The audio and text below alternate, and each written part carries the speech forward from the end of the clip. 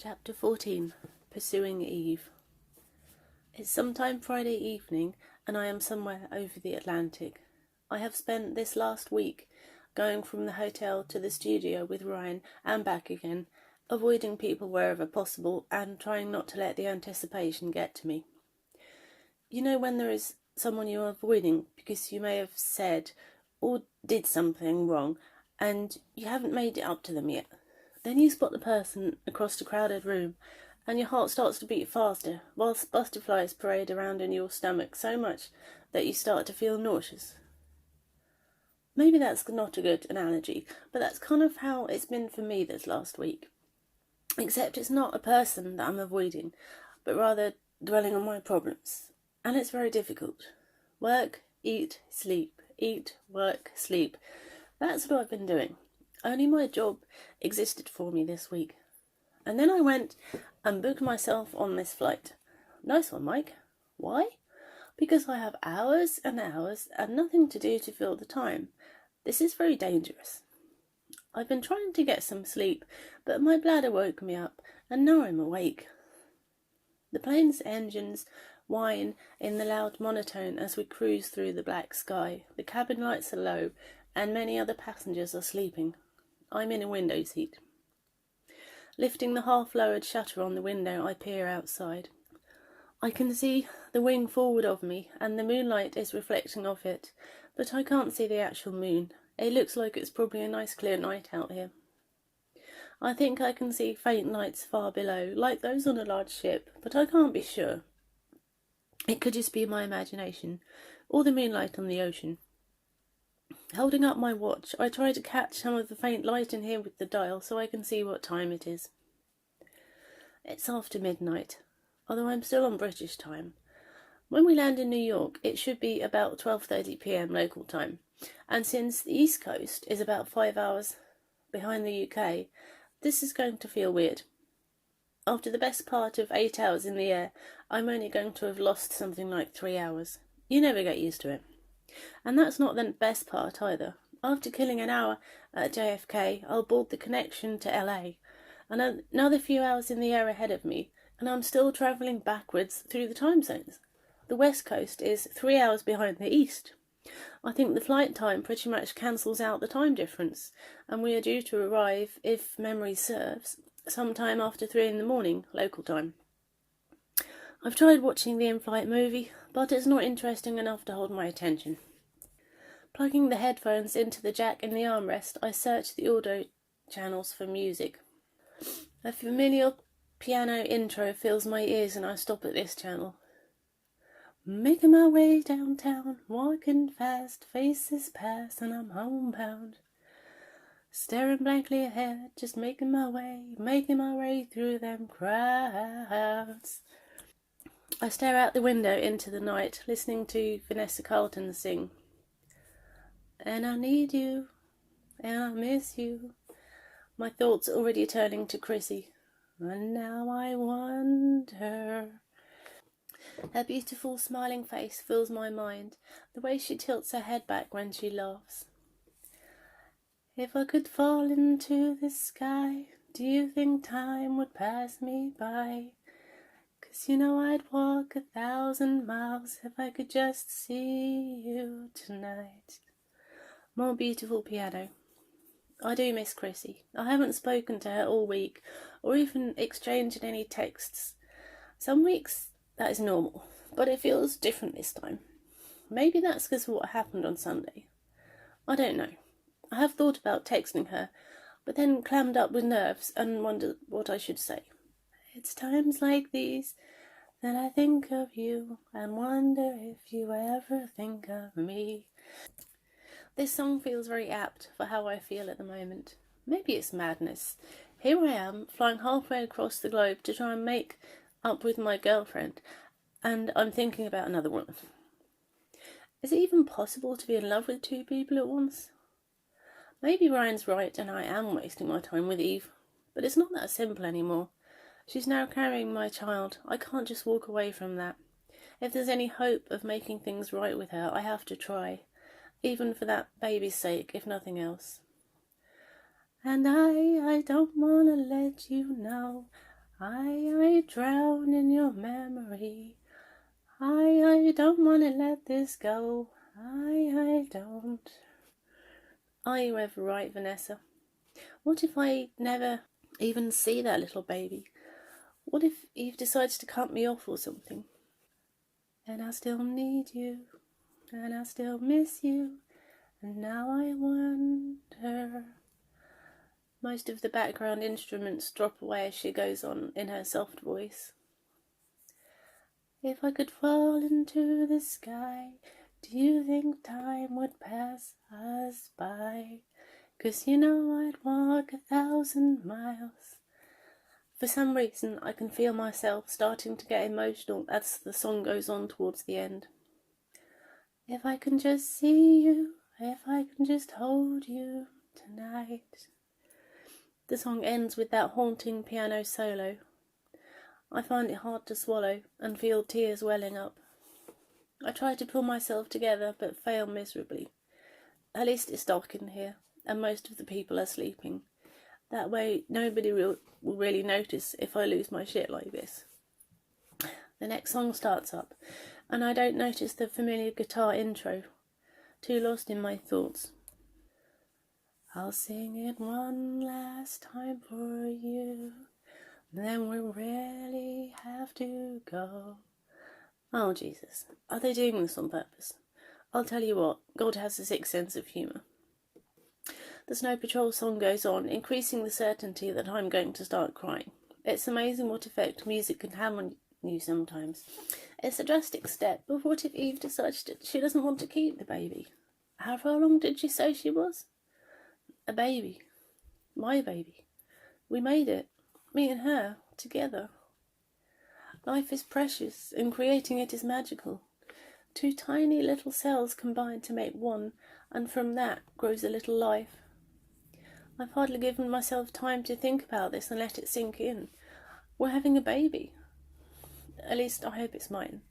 Some people say the most jealous person in relationships only feels that emotion so strongly because they are cheating, and double standards being what they are, the cheater doesn't actually want to be cheated on. But Eve has been insanely jealous long before I knocked her up, so I don't think I have to worry about that. Light up, as if you have a choice. Louder, louder, I'll be right beside you, dear. I'll do my best to be there for you. And we'll run for our lives. Run? I wish I could. Escape from everything that is wrong with my life. But sometimes you have to face up to things. Be a man, as they say, whatever that really means. To think I might not see those eyes makes it so hard not to cry. And as we say our long goodbye, I nearly do. Now he's just doing it on purpose. Wiping the tears from my eyes that are now blurring my vision, I suddenly wish I was alone. Taking out the headphones, I try to control my shaky breathing. That music is doing my head in. Turning to face towards the window, I squeeze my eyes shut, unable to stop the waterworks. I'm woken with a jolt as the plane touches down hard at JFK. Rubbing my eyes, I look around the still darkened cabin at the other bleary-eyed passengers. Jesus, you want to try that again, Captain? Make it a little harder next time, can you? The jet engines whine loudly in protest as the plane judders to a near stop before turning off the runway and trundling towards the terminals. I'm no pilot, but I'm pretty sure I could coast the plane down softer than that. I hate rough landings. I still feel sleepy. I just want to go back to sleep, but I have an hour or so to kill before my connection to LAX departs, so I have to find something to do and stay awake. When we get to the airport, I find the nearest bathroom and freshen up. Since I only have a carry-on bag with me, I don't even have to worry about my luggage getting lost. Wandering around the quiet airport concourse, I locate a departure board and search it for my next flight. Is it on there yet?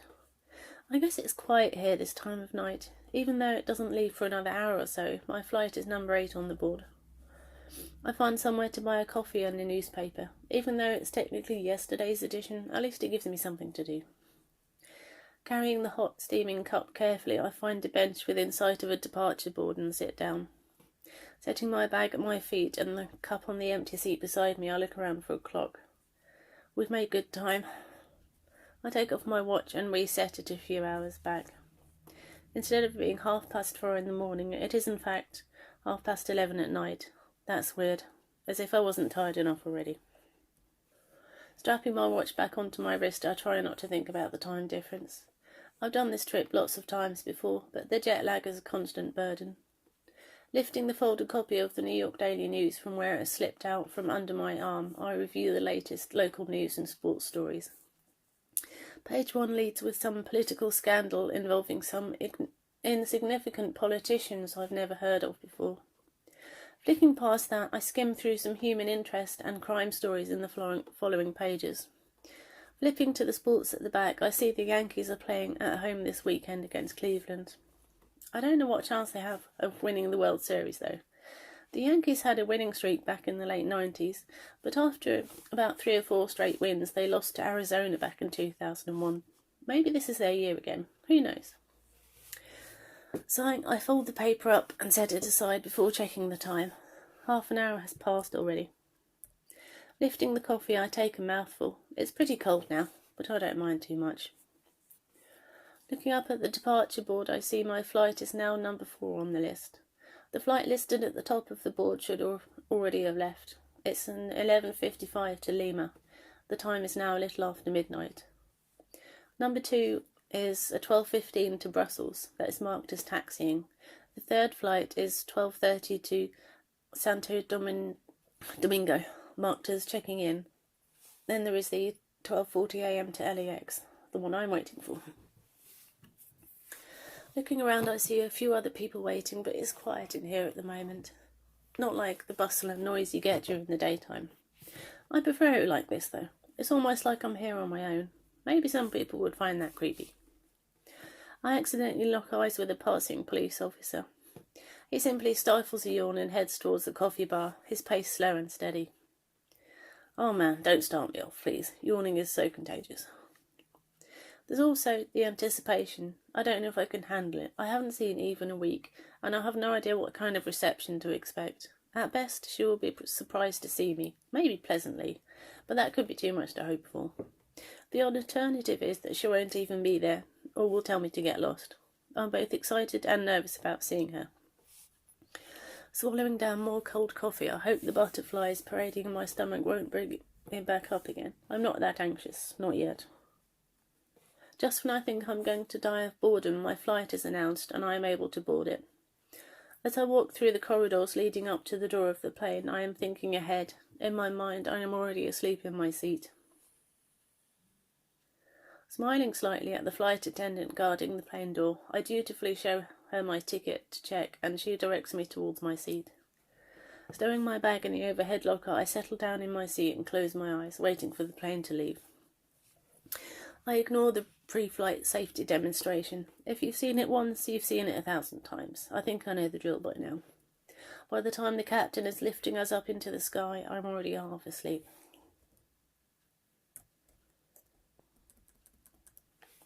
I am woken by the plane lurching about. Starting to feel nauseous, I have flown often enough to recognise that the cause of the quivering plane is turbulence. Looking out the window into the darkness, I groan as my stomach suddenly plummets a few feet along with the plane. I can see the airport lights. We are pretty low over LAX. It must be blustery. I grip the armrest tightly and grip my teeth as the jet suddenly lunges another foot or so towards the ground. The ride appears to smooth out as we sink closer to the ground and the plane stops jittering. The pilot brings the plane down onto the runway without any further turbulent shakes, and the landing is so soft it takes me a second to realise we have actually touched down. Wow, that was great. Can I fly with you all the time, Captain? Top marks. Oh my god, I really need to use the bathroom. I don't know what I'm going to do now. It's so early in the morning here, I can't just turn up on her doorstep at this time of night. Maybe I should try to check into a hotel for a few hours. Then I could at least have a shower and turn up a bit refreshed.